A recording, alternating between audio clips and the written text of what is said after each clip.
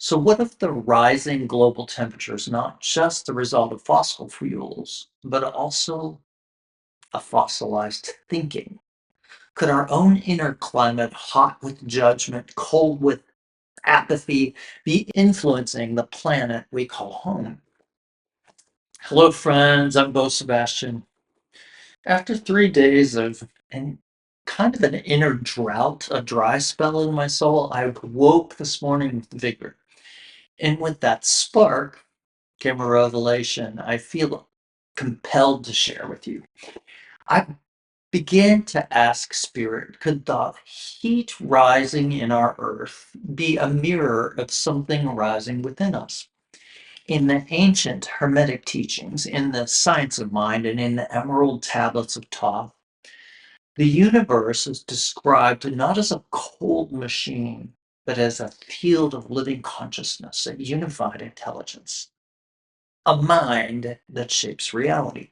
From this perspective, Earth's climate is not just physical, it's spiritual. It reflects our collective thought, our emotional state, and our beliefs about separation or unity. When our minds are inflamed with fear, division, and conflict, the earth burns. When we forget our oneness with her, the atmosphere chokes.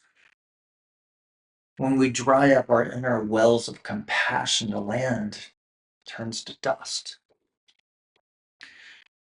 Ernest Holmes teaches the law of mind, that thought is creative, that consciousness is matter, is the root of all experience.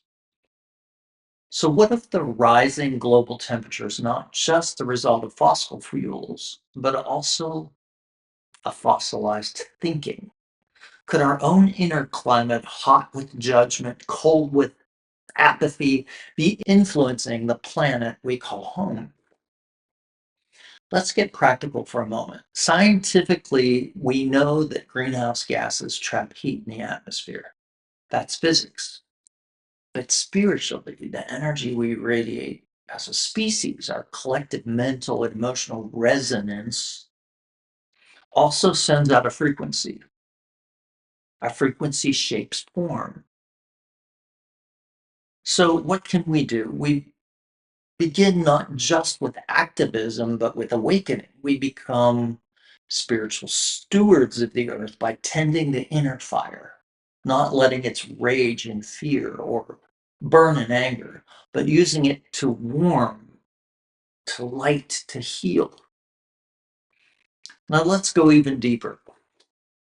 In the Emerald Tablets, Thoth says, search ye the mysteries of earth's heart.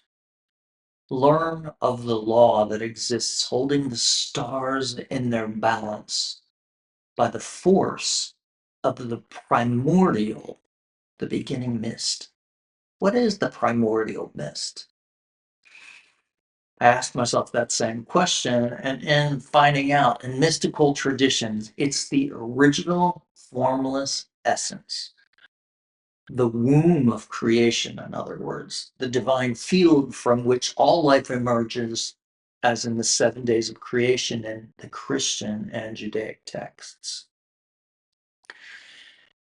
And what is the heat within the earth?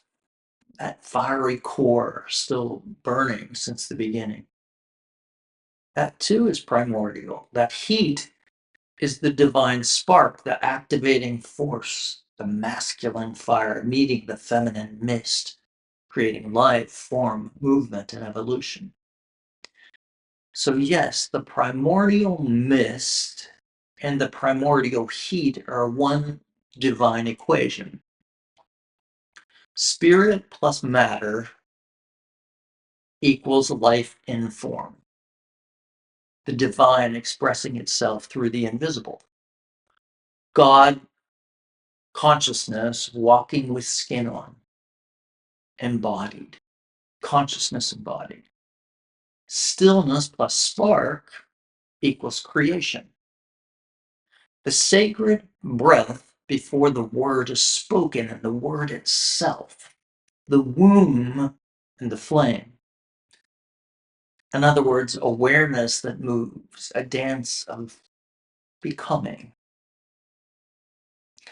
Earth plus heaven equals wholeness. The true human being, fully grounded, fully divine. The tree of life with roots in the earth and branches in the stars. Thy kingdom come on earth as it is in heaven. These equations equal you and me, the awakened soul, the bridge, the answer. You are the living balance of these polarities. You are where spirit meets matter. You are where the mist meets the fire.